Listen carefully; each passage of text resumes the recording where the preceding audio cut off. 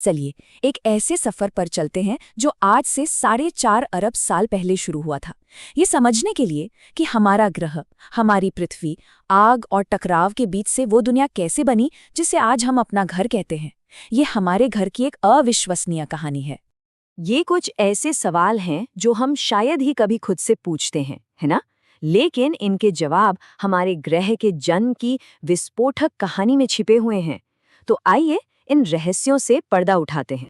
देखिए, ये कोई सीधी साधी कहानी नहीं है। ये एक नाटकीय और आकर्षक गाथा है जो इन सभी घटनाओं को एक साथ जोड़ती है, ये दिखाने के लिए कि कैसे इस उथल-पुथल से एक रहने लायक दुनिया का जन्म हुआ। तो हमारी कहानी की शुरुआत होती है लगभग 4.5 अरब साल पहले। उस वक्त हमारी पृथ्वी एक गर्म, पिघले हुए गोले की तरह थी, आज से बहुत बहुत अलग। और इसी आग के गोले से हमारे ग्रह की नींव रखी गई थी। जरा कल्पना कीजिए एक पिघले हुए ग्रह की। जैसे जैसे ये ठंडा होने लगा, जो सबसे भारी तत्व थे जैसे लोहा और निकल, वो ग्रेविटी की वजह से केंद्र की ओर डूब गए, जिससे बना हमारा कोर। और जो हल्के सिलिकेट खनिज थे वो सतह पर तैरकर मेंटल और क्रस्ट बन गए। इसी प्रोसेस को, जिसे हम विभेदन या डिफ्रेंसिएशन कहते हैं, उसने हमारे ग्रह की इन परतों को बनाया, जैसा कि ये टेबल दिखा रही है। लेकिन जब पृथ्वी अभी बन ही रही थी तो हमारे सौर मंडल में एक बहुत ही जबरदस्त, एक विनाशकारी घटना घटने वाली थी। एक ऐसी घटना जो हमेशा के लिए पृथ्वी के भविष्य को बदलने वाली थी। मिलिए थिया से, हमारी कहानी का दूसरा मुख्य पात्र। थिया कोई छोटा मोटा एस्ट्रॉयड नहीं था। ये मंगल ग्रह के आकार का एक पूरा प्रोटोप्लैनेट था, यानी एक ऐसा ग्रह जो अभी बन ही रहा था। ये महाटक्कर हुई थी आज से लगभग 4.5 अरब साल पहले, सौर मंडल बनने के कुछ ही समय बाद। खगोलीय पैमाने पर देखें तो ये पलक झपकने जैसा था, और ये हमारी दुनिया के लिए सबसे अहम पलों में से एक था।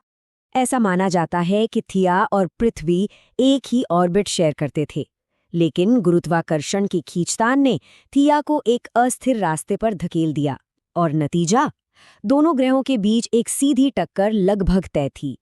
एक ऐसा ब्रह्मांडीय नृत्य जिसकी परिणति विनाशकारी होने वाली थी। इस घटना को द बिग स्प्लैट या विशाल प्रभाव परिकल्पना के नाम से जाना जाता है, और ये कोई मामूली टक्कर नहीं थी। थिया ने पृथ्वी से एक तिरछे एंगल पर जबरदस्त ऊर्जा के साथ टक्कर मारी।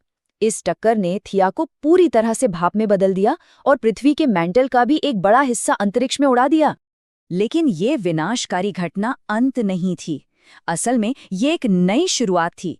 उस टकराव से जो मलबा निकला, उसी से हमारे आकाश के सबसे स्थायी साथी का जन्म हुआ, हमारा चांद। टक्कर से निकला हुआ ये भाप बना मलबा पृथ्वी के चारों ओर एक रिंग के रूप में इकट्ठा हो गया, शनि के छल्लों की तरह, पर बहुत ज्यादा गर्म और घना।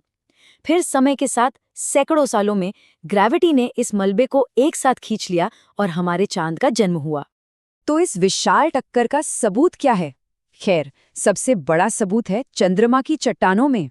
अपोलो मिशन से लाए गए सैंपल्स में पृथ्वी के चट्टानों के जैसे ही आइसोटॉपिक सिग्नेचर्स हैं। ये एक तरह का कॉस्मिक डीएनए टेस्ट है।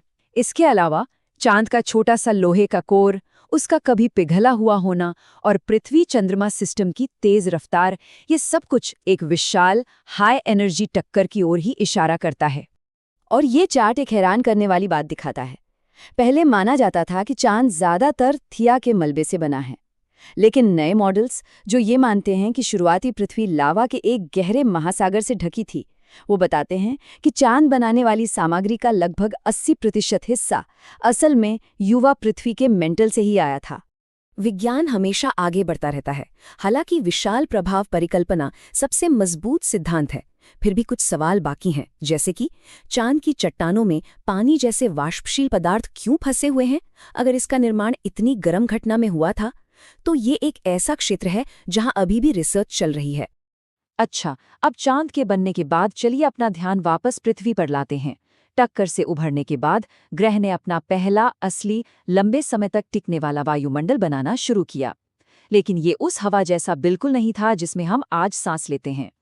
देखिए, पृथ्वी का जो सबसे पहला वायुमंडल था वो सिर्फ हाइड्रोजन और हीलियम का था, जो सौर मंडल के निर्माण से बचा हुआ था।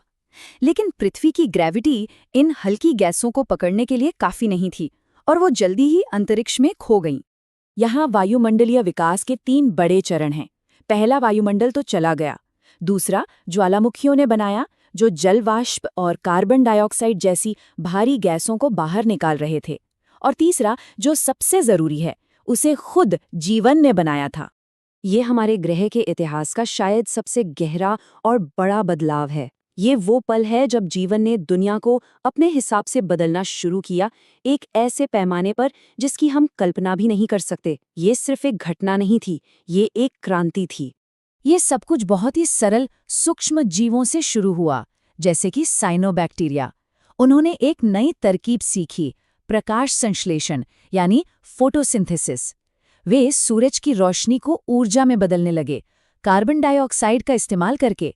और इस प्रक्रिया का एक वेस्ट प्रोडक्ट था ऑक्सीजन। ये तुलना सब कुछ साफ कर देती है। बाईं ओर पृथ्वी का दूसरा वायुमंडल ज्वालामुखी गैसों से भरा हुआ जहरीला था, लेकिन लाखों वर्षों में इन्हीं छोटे जीवाणुओं ने धीरे धीरे उसे दाईं ओर की दुनिया में बदल दिया। एक ऐसा वायुमंडल जिसमें ऑक्सीजन थी, जो जटिल जीवन को सपोर्ट कर सकता था। ये एक बहुत ही शक्तिशाली विचार है ना? हम जिस हवा में सांस लेते हैं वो ग्रह पर बस यूं ही मौजूद नहीं थी। इसे अरबों वर्षों की जैविक प्रक्रियाओं ने बनाया था। जीवन ने अपने जीवित रहने के लिए परिस्थितियां खुद तैयार कीं। तो जैसे ही हम इस विश्लेषण के अंत में आते हैं, ये उन अविश्वसनीय और जुड़ी हुई घटनाओं की श्रृंखला पर सोचने लायक है, जिन्होंने हमारी दुनिया को वो बनाया जो आज है। ये सब एक नाजुक संतुलन का नतीजा है। तो अंत में ये सब एक साथ कैसे आता है? हमारे ग्रह का तरल कोर एक चुंबकीय क्षेत्र बनाता है जो हमें बचाता है। हमारा विशाल चांद हमारी जलवायु को स्थिर करता है, हमें स्थिर मौसम देता है। वो विनाशकारी टक्कर हमारे दिन की लंबाई तय करती है। और आखिर में जीवन ने ही उस हवा को बनाया जिसमें हम सांस लेते हैं। इनमें से किसी एक के भी बिना पृथ्वी आज बहुत अलग होती। और ये हमें इस अंतिम विचार के साथ छोड़ देता है। जब हम ब्रह्मांड में दूसरे ग्रहों की तलाश करते हैं तो ये याद रखना जरूरी है कि पृथ्वी सिर्फ सही जगह पर नहीं है, बल्कि इसका एक असाधारण और हिंसक इतिहास भी रहा है। ये ब्रह्मांडी संयोगों की एक लंबी श्रृंखला है जिसने इस नीले ग्रहों को संभव बनाया। ये सोचना वाकई में हैरान कर देता है।